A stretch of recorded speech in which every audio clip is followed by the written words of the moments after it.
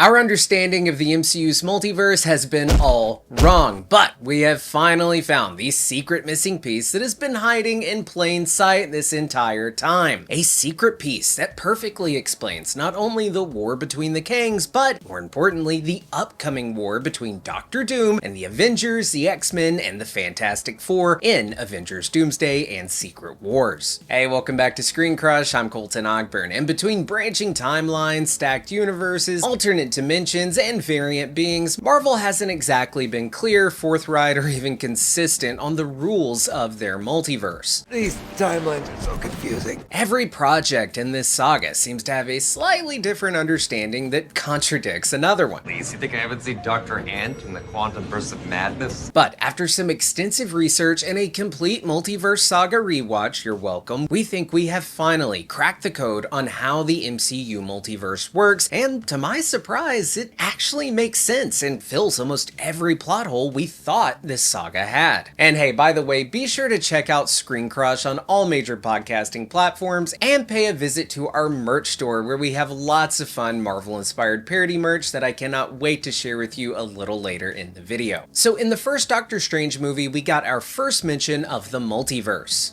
Who are you in this vast multiverse? This trippy joyride through alternate dimensions gave us a glimpse of more bizarre realities. Not parallel Earths, but parallel dimensions that were fundamentally different from our own. But these dimensions, or realms if you will, they still all exist within the same universe. Think of the Noor dimension from Ms. Marvel, Talo from Shang-Chi, the Dark dimension where Dormammu resides, or even the various afterlives that we have seen in the MCU. These are all alternate dimensions, but they exist within a single universe, and the same is true for the quantum realm. It was once theorized that the quantum realm may be the bedrock of the entire multiverse, but in Loki Season 2, we hear Mobius refer to the events of Quantumania and the defeat of Kang in the quote 616 adjacent realm, meaning that the quantum realm is indeed a different dimension, but it exists within a universe. In fact, every universe would have its own separate quantum realm. Okay, so that's realms and dimensions and alternate planes of existence, but that all exist within a single universe. So when the Ancient One says,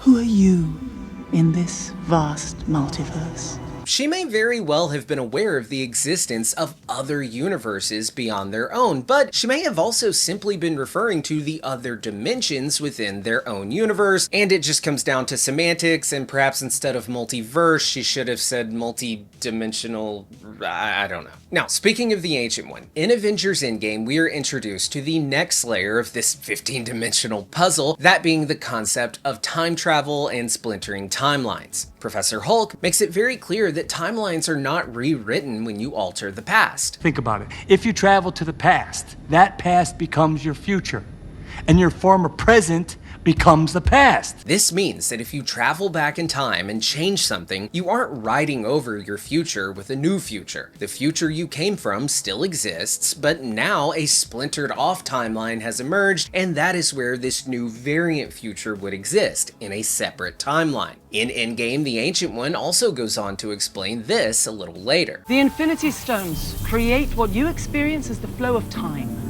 Remove one of the stones, and that flow splits. But I need to be super clear. A splintering timeline is not a new universe. A splintering timeline shares a beginning with all the other splintering timelines of that universe. It shares a beginning, aka a Big Bang, with the timeline that it splintered from, meaning that they are in the same universe. They share an origin. So, like the different dimensions and realms, these timelines exist on different planes, but in the same universe. With me so far? Here's a good visual example. In Deadpool and Wolverine, we saw Deadpool's universe represented by this single line, but around it were other branching lines that represented the many timelines of that universe. These timelines are so confusing. And as this universe was dying and decaying backwards, you'll notice that all of these connected timelines were also withering away because they are all connected to that one universe. So while an individual who travels from one timeline to a different timeline within their universe universe may consider that alternate timeline to be an alternate universe because everything's different and there's like a variant version of themselves. It really just comes down to the semantics of it. Sure, you could call that another universe, but in terms of how we're describing the multiverse, the MCU multiverse, timelines are separate from entire universes. Another example would be how this Loki, who died at the hands of Thanos in Avengers Infinity War, he's a Universe 616 Loki, but so is the Loki who's currently sitting on the throne because he is splintered from that same universe. The reel of his life found in the TVA says so here. Here's one more. In What If Season 1, we get confirmation that more than one timeline can exist within one universe, but that it's rare. allowing for 2 of your possible timelines to occur in one universe.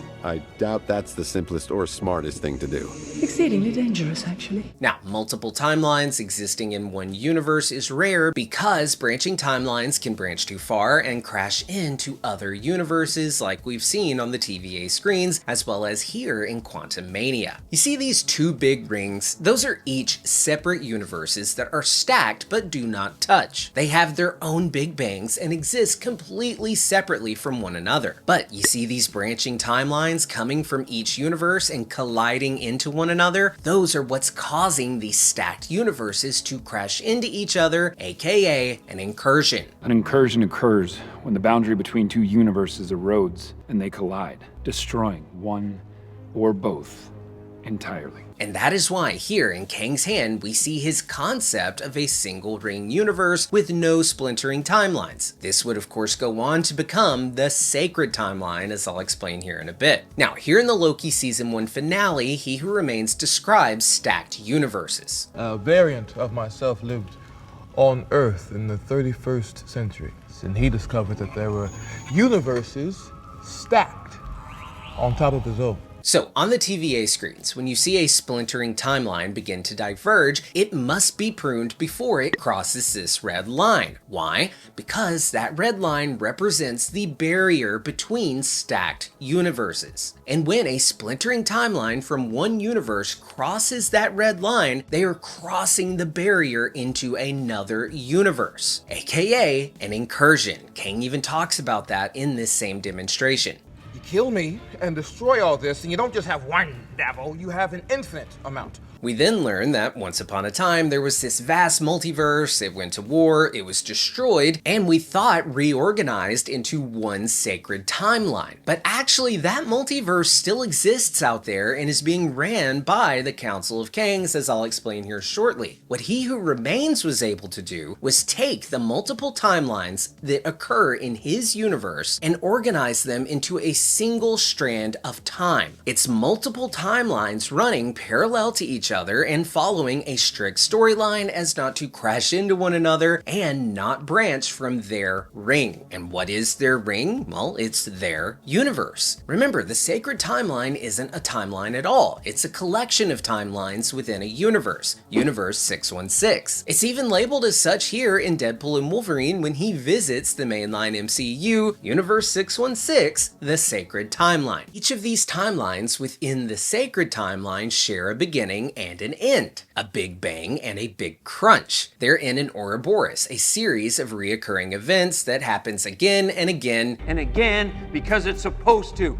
The end of this universe causes the beginning of this universe, and vice versa. Like a snake eating its own tail. Now, this big crunch is the opposite of the Big Bang, this concentration of energy and mass as the entire universe begins to collapse in on itself, crunching into one dense ball of energy smaller than a marble that then explodes, causing, you guessed it, a Big Bang. For the sacred timeline, this results in an endless cycle of that same universe. And this Big Bang and Big Crunch is what we saw visualized here at the opening of Loki Season 1's finale. This series of reoccurring events and a refusal to let timelines branch away is what keeps this universe isolated from the rest of the multiverse. Once I isolated our timeline, all I had to do was manage the flow of time and prevent any further branches. Hence, I keep you safe.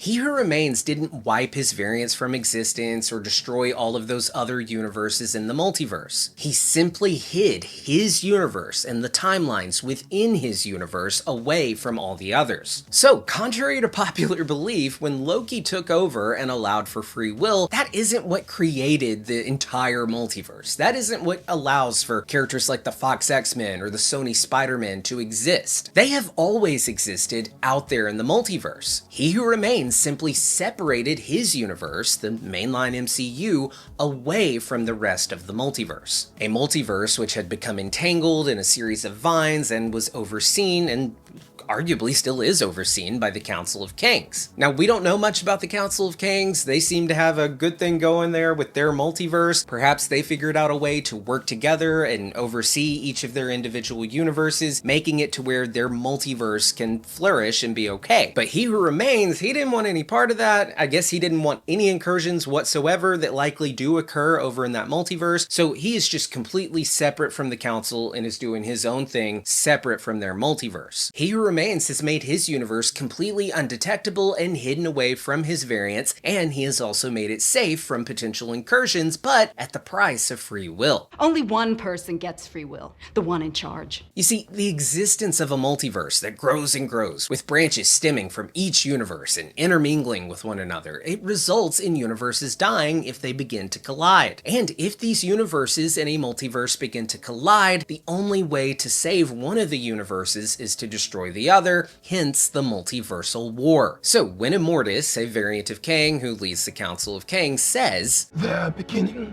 to touch the multiverse," he is referring to the expansion of the sacred timeline following the death of He Who Remains, and that expansion that we saw begin to happen right outside the Citadel at the end of the Loki Season 1 finale. The sacred timeline breaking and all of those cracks we began to see in the sky, that was that universe rejoining the multiverse, going beyond that barrier. Now, super quick, so we're all on the same page, let's re-watch that post-credit scene from Quantumania. So, the exiled one is dead. Must really eat you up that you're not the one who killed him. None of us killed him.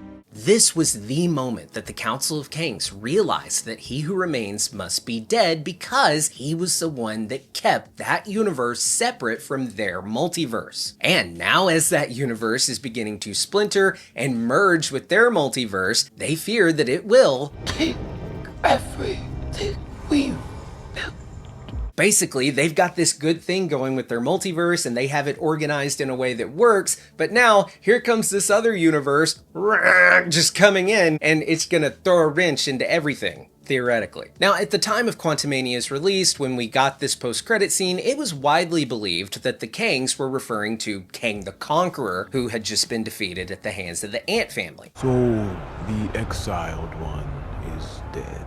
As you heard, they even called him the Exiled One, and we know that Kang the Conqueror from Quantumania was the Exiled One. He was exiled to his quantum realm to where he couldn't escape. But guys, the Council of Kangs, they're not talking about the Conqueror getting defeated by the Ant family and getting sucked into his power core. No, they are talking about He Who Remains and his death at the hands of Sylvie, causing the sacred timeline to expand and Immortus to realize that they, Universe 616, are beginning to the multiverse.